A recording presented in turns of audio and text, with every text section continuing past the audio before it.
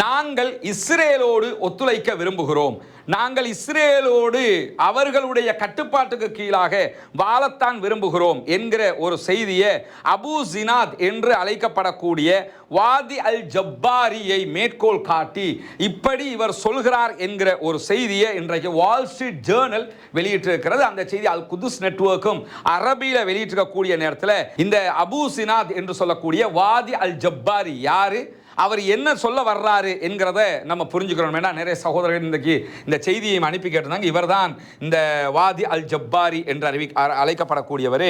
இதை ஒரு 4 ஷேக்குகள் சேர்ந்து சொல்லிட்டாங்களாமே அப்படின்னு கேட்டுக்கிட்டு இருக்கிறாங்க. முதல்ல இவங்க பழங்குடி இனத்தினுடைய ஒரு தலைவர். இவர் 4 பழங்குடி அமைப்பினுடைய தலைவர்கள் சேர்ந்து தான் இந்த அறிவிப்பை வெளியிட்டிருக்கிறாங்க.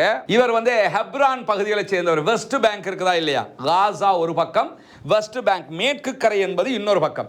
மேற்கு கரையில் அந்த ஜெருசலம், அதே போன்ற ஹெப்ரான், அதே மாதிரி அந்த மசூல் அக்ஸா இருக்கிறது, இது எல்லாமே இருக்கிறது மேற்கு கரையில் வெஸ்ட் பேங்க் பகுதியில். அந்த வெஸ்ட் பேங்க்ல இஸ்ரேலுடைய கட்டுப்பாட்டுக்கு கீழாக இல்லாம பாலஸ்டைன் அத்தாரிட்டி, பாலஸ்தீன அதிகார சபைன்னு மஹமூத் அப்பாஸ் வச்சிருக்கிறாரா இல்லையா, அந்த மஹமூத் அப்பாஸினுடைய ஆட்சிக்கு கீழே ஹெப்ரானுடைய பகுதிகளில் தான் இவர்கள் வாழ்ந்து கொண்டிருக்கிறார்கள். இவரோட இந்த 3 பழங்குடியின தலைவர்கள், பழங்குடி மக்கள், அந்த குழுவுக்கு இவங்க தலைவர்களாக இருப்பாங்க. அந்த குழுவில் ஒரு குழுவுக்கு தலைவர் தான் இந்த ஜப்பாரிங்கிறவர். இவர் என்ன பண்றாருன்னு கேட்டால், இவரும் இவருடைய 4 இனக்குழுக்களுடைய தலைவர்களும் சேர்ந்து ஒரு கடிதம் ஒன்றை எழுதியிருக்கிறாங்க. அந்த கடிதத்தில் அவர் என்ன சொல்றாருன்னு சொன்னா, நாங்க இஸ்ரேலாகவே மாறுறதுக்கு ரெடியா இருக்கிறோம். எப்படி மாற ரெடின்னு சொன்னா, இந்த வெஸ்ட் பேங்க்னு தனியா வச்சுக்கிட்டு அதுல பாலஸ்தீன் அத்தாரிட்டின்னு சொல்லி ஆஸ்லோ உடன்படிக்கை பிரகாரம் ஒரு அதிகாரத்தை கொடுத்து வச்சு அவங்களுக்கு கீழே நாங்க இருக்க விரும்பல, இதை ஒரு இஸ்ரேலுடைய எமிரேட்ஸாக மாத்துங்க அப்படிங்கிறாங்க. யுஏஇ இருக்குதா இல்லையா, இப்ப யுனைடெட் அரப் எமிரேட்ஸ் வச்சிருக்காங்களா இல்ல, ஐக்கிய அரபு ராச்சியம்னு சொல்லி அதுல துபாய், அபுதாபி அப்படி இணைஞ்சிருக்கிறாங்களா இல்லையா, அது மாதிரி இஸ்ரேலோடு சேர்த்து ஒரு யுனைடெடாக எமிரேட்ஸாக நாங்க மாறணும், அதுக்கு நாங்க ஒத்துழைக்கிறதுக்கு ரெடியா இருக்கிறோம்.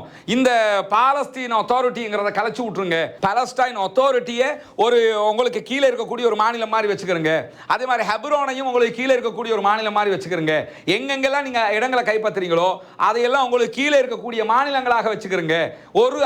ஒரு ஆட்சி கீழே துபாய் இருக்கும், அபுதாபி இருக்கும், இந்த மாதிரி இருக்குதா இல்லையா, இந்த மாதிரி இதை இஸ்ரேலுக்கு கீழே கொண்டு வாங்கன்னு சொல்லித்தான் இன்னைக்கு இவர் கோரிக்கை வச்சிருக்கிறாரு. நமக்கு என்னன்னா, ஷேகோடு சொல்லிட்டாரு, இந்த முடிய ஏதோ ஒரு மாபெரும் அறிஞர் ஒருத்தர் ஒரு ஃபத்வா கொடுத்துட்டாரு போல இந்த மாதிரி நினைச்சுக்கிட்டு இருக்காங்க. அவர் பழங்குடியின தலைவர்கள், இவங்க எலும்பு துண்டை போட்டால் வாலாட்டக்கூடியவங்க. மஹமூத் அப்பாஸே அப்படித்தான், ஆல்ரெடி மஹமூத் அப்பாஸ் ஆட்சி அப்படித்தான் இருந்துகிட்டு இருக்குது.